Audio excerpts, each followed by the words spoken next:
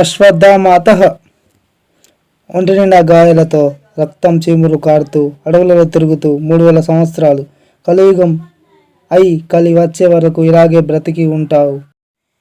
అశ్వత్థామ ఈయన ద్రోణాచార్యుని కుమారుడు. కురుక్షేత్ర యుద్ధంలో కౌరవుల వైపు యుద్ధం చేస్తాడు. యుద్ధంలో ఈయన చేసిన ఒక తప్పు వల్ల శపించబడతాడు. ఆ శాపం ఏమిటి?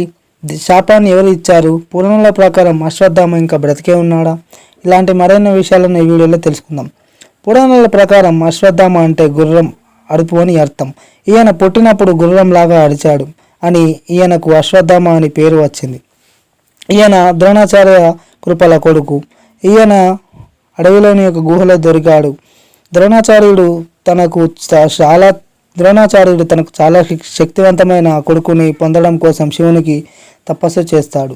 ఆ తపస్సు ఫలితం అశ్వత్థామ పుట్టగానే నుదుటి మీద ఒక మణితో పుడతాడు. ఈయనకి ఈ మణి ఉండడం వల్ల ఆకలి, దాహం, అలసట అనేవి ఉండవు.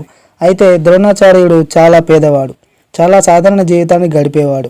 ఇలా సాధారణ జీవితం గడపడం వలన చిన్నతనంలో అశ్వత్థామకి పాలు కూడా దొరకలేదు. అయితే తన కుటుంబం ఎలా అయినా ఈ కష్టాల నుంచి గట్టెక్కాలని ద్రోణాచార్యుడు తన పాత స్నేహితుడైన ద్రుపదుని సహాయం కోసం పాంచాల రాజ్యానికి వెళ్తాడు. అయితే ద్రుపదుడు ఒకప్పుడు తను రాజు అయిన తర్వాత తన రాజ్యంలోని సగం ఇస్తానని చెప్పినటువంటి మాటలని ద్రోణాచార్యుడు గుర్తు చేశాడు. అయితే ద్రుపదుడు ద్రోణుని అవమానపరుస్తాడు. అయితే ఈ సంఘటన తర్వాత ద్రోణుని చూసిన కృప హస్తినాపురానికి పిలుస్తుంది. ఇలా ద్రోణాచార్యుడు కౌరవ పాండవులకు గురువు అవుతాడు. అశ్వత్థామ కూడా యుద్ధ విద్యలో శిక్షణ పొంది యుద్ధం నిపుణుడు అవుతాడు. దుర్యోధనుడు అశ్వత్థామకు గుర్రాల పట్ల ఉన్న ఇష్టాన్ని గమనించి ఒక గుర్రాన్ని బహుమతిగా ఇస్తాడు. ఇలా దుర్యోధనుడు అశ్వత్థామల మధ్య మంచి స్నేహం ఏర్పడుతుంది. ద్రోణాచార్యుడు తన శిష్యులను తనకు గురుదక్షిణగా ద్రుపదుని బంధించమని అడుగుతాడు. దీంతో కౌరవులు వెళ్ళి ఓడిపోతారు. పాండవులు ద్రుపదుని ఓడించి ద్రోణుని ముందు నిలబెడతారు. ద్రోణుడు ద్రుపదుని ఉత్తర భాగ రాజ్యాన్ని అశ్వత్థామకి ఇచ్చి అశ్వత్థామని రాజుని చేస్తాడు.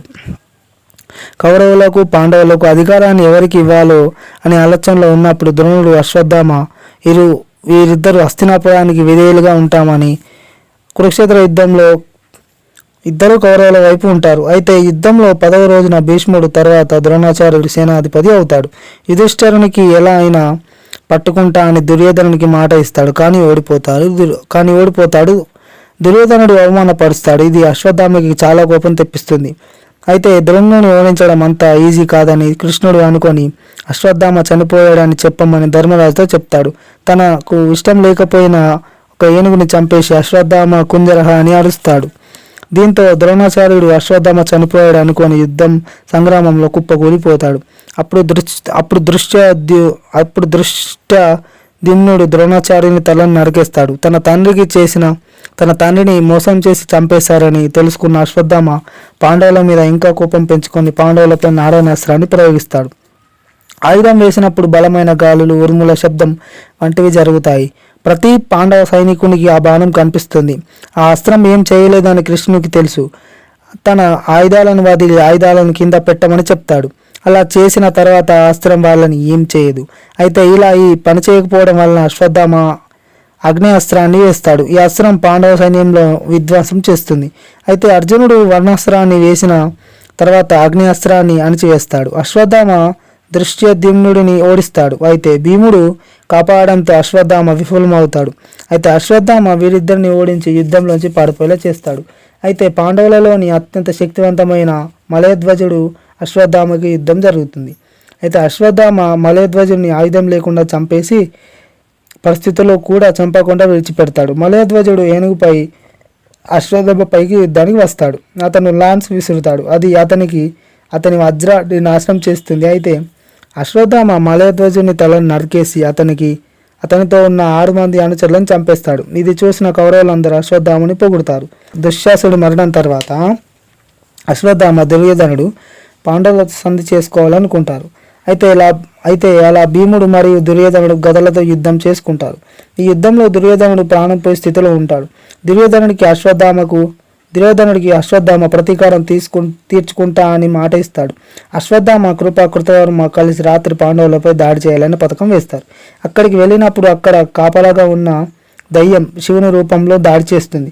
దీంతో అశ్వత్థామ అగ్నిలో కూర్చొని ధ్యానం చేస్తాడు. అప్పుడు శివుడు ప్రత్యక్షమై అశ్వత్థామ శరీరంలోకి ప్రవేశిస్తాడు. అశ్వత్థామ మొదటగా తన తండ్రిని చంపిన దృశ్యద్యుమ్నుడిని తన్ని మరి లేపి గొంతు పిసికి చంపేస్తాడు. అయితే దృశ్యద్యుమ్నుడు కత్తితో చంపమని ఎంత బ్రతిమలాడినా ఉక్కిరి బిక్కిరి చేసి మరీ చంపేస్తాడు.